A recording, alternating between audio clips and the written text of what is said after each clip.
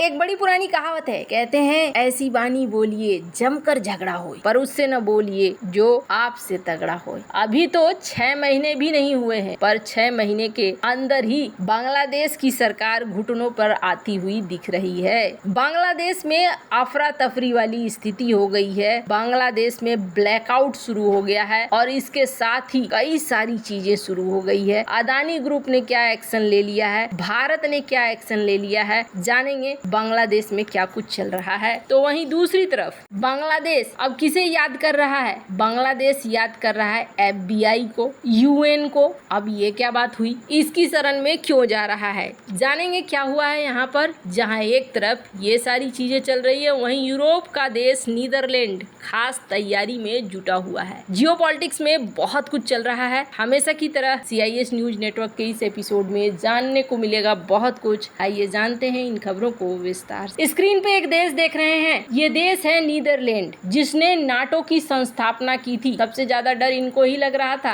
NATO की तरफ ये बढ़ गए और इन्होंने नाटो की संरचना में एक महत्वपूर्ण भूमिका निभा दी। खैर, अब इनका डर एक बार फिर से बढ़ गया है और इन्होंने क्या किया है, हथियारों से अपने आप को सजाना शुरू कर दिया है। दरअसल जिस तरीके से माहौल चल रहा है, अब इन्हें भी डर लगने लगा है कि क्या यूरोप और रूस के बीच में कोई बड़ा जंग हो सकता है, या हो सकता है कि कोई ऐसा जंग हो जिसमें नीदरलैंड को भी शामिल होना। अब ऐसे में अमेरिका की बल्ले बल्ले हो गई है और नीदरलैंड खूब पैसे खर्च करने को तैयार है, F-35 खरीदने को तैयार है, नौसैनिक बेड़े में पनडुब्बी रोधी फ्रिगेट को शामिल करने को तैयार है और नीदरलैंड की सरकार डिफेंस बजट अब बढ़ाने जा रही है। $2.5 बिलियन और भी ज्यादा खर्च करने जा रही है। ये वो देश हुआ करते थे जो शांतिपूर्ण जीवन जीते थे, लेकिन अब ये भी युद्ध के लिए तैयार हो रहे हैं। अब आने वाले समय में क्या कुछ होता है देखने वाली बात होगी, पर अभी सबसे बड़ी खबर निकल कर आ रही है बांग्लादेश से। बांग्लादेश में सबसे पहली चीज तो ये हुई कि बाढ़ को लेकर जो रिपोर्ट आ रही है, उस रिपोर्ट में ये कहा जा रहा है कि इस बार जो बाढ़ आया ना, ये बाढ़ प्रलय से कम नहीं था और इस बाढ़ में करीब 1 करोड़ से ज्यादा लोग प्रभावित हुए हैं। 11 जिलों के लोग प्रभावित हुए हैं, छोटे बच्चे प्रभावित हुए हैं, बड़े लोग प्रभावित हुए हैं।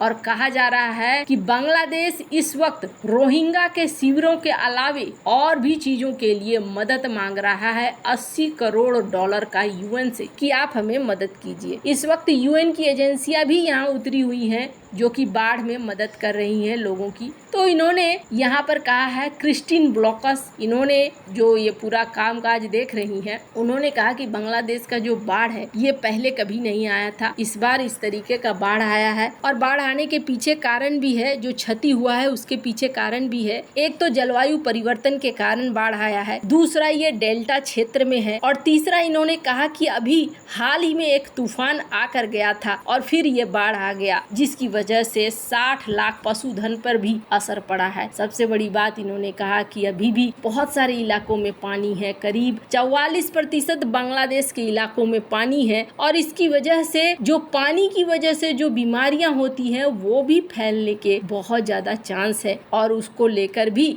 हमें तैयार रहने की जरूरत है और ये बांग्लादेश की इकोनॉमी के साथ साथ लोगों को भी प्रभावित करने वाला है। इन्होंने यहाँ पर लंबी चौड़ी रिपोर्ट दी है। हालांकि बांग्लादेश में जो स्थिति बाढ़ की वजह से है, उसके ऊपर एक बड़ा, वो कहते हैं ना, एक तो कोढ़ ऊपर से खाज, वो वाली स्थिति आ गई है। और वो कैसी स्थिति है? स्थिति ये है कि बांग्लादेश में पावर कट हो रहा है। स्क्रीन पर एक आर्टिकल देखिए, ये पावर कट 9 से 15 घंटों तक का भी हो रहा है, बड़े लंबे समय तक का हो रहा है। अब आपके मन में ख्याल आएगा, अरे बांग्लादेश में तो बहुत सारे थर्मल पावर प्लांट हैं, फिर ऐसा क्यों हो रहा है? थर्मल पावर प्लांट तो है, लेकिन सबके साथ कुछ न कुछ समस्या है। जैसे बात करें, एक बारापुकरिया 525 मेगावाट का थर्मल पावर प्लांट है दिनाजपुर के आसपास, लेकिन यहाँ भी शटडाउन है। क्यों शटडाउन नहीं है यूनिट? कहा गया टेक्निकल ग्लिच है जिसको अभी ठीक नहीं कर पा रहे हैं, इसलिए ये है। हमने चाइना के कॉन्ट्रैक्टर को बुलाया है टेक्निकल फॉल्ट देखने के लिए, एक बार वो आते हैं तो फिर वो देखेंगे। आपको बता दूं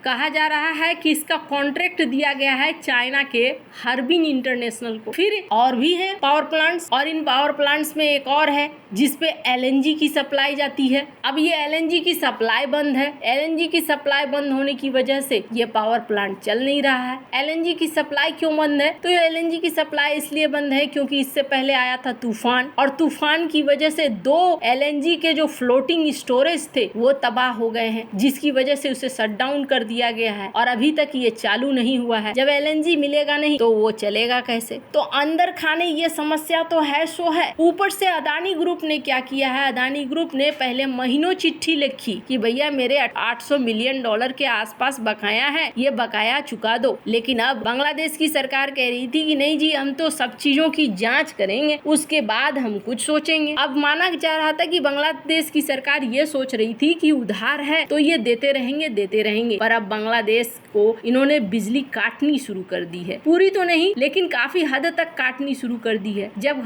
काफी हद तक कटनी शुरू हो गई है तब इन्होंने कहना शुरू किया है कि $100 मिलियन हम आपको दे रहे हैं, अभी तो चालू रखो, फिर हिसाब किताब करेंगे, देखेंगे। लेकिन $100 मिलियन से क्या होगा? अभी तो बहुत सारी चीजें हैं, स्क्रीन पर आप देख सकते हैं किसका किसका बकाया है बांग्लादेश के ऊपर। बांग्लादेश के ऊपर सिर्फ अदानी पावर्स का ही नहीं, SAIL energy India, PTC India, NTPC Tripura, NTPC power grid, इन सब का है। इन सब के पैसे बकाया है, यानी कि करीब करीब $1000 मिलियन से ज्यादा का बकाया इनका निकलेगा। ये पैसे भी चुकाने हैं। ऊपर से भारत ने कुछ और भी काम किया है, जैसे कि जो थर्मल पावर प्लांट डीजल पे चलते थे उसके लिए इन्होंने डीजल भारत से लेना शुरू किया था। भारत ने इसे हॉल्ट पे डाल दिया है, और हॉल्ट पे डालने का कारण साफ है, जब तक आपकी सरकार स्थिर नहीं होगी तो हम बिजनेस कैसे करेंगे? यूं ही तो नहीं भेजे जा सकते। इस वजह से अब यहाँ पर ब्लैकआउट का सीन बन गया है। वैसे आप सोचेंगे कि बांग्लादेश की सरकार भारत के साथ रिश्ते अच्छे करने के लिए सोच रही होगी, तो इनका इरादा कुछ ऐसा दिख नहीं रहा। अभी हाल ही में इन्होंने एक ऐलान किया है, सुनकर आपको आश्चर्य होगा, और बड़ा आश्चर्य है कि अभी तक दुनिया भर के देश इस बात को नहीं कह रहे हैं कि बांग्लादेश ने हिंदुओं से कहा है कि आप अपनी दुर्गा पूजा की एक्टिविटीज बंद कर देना,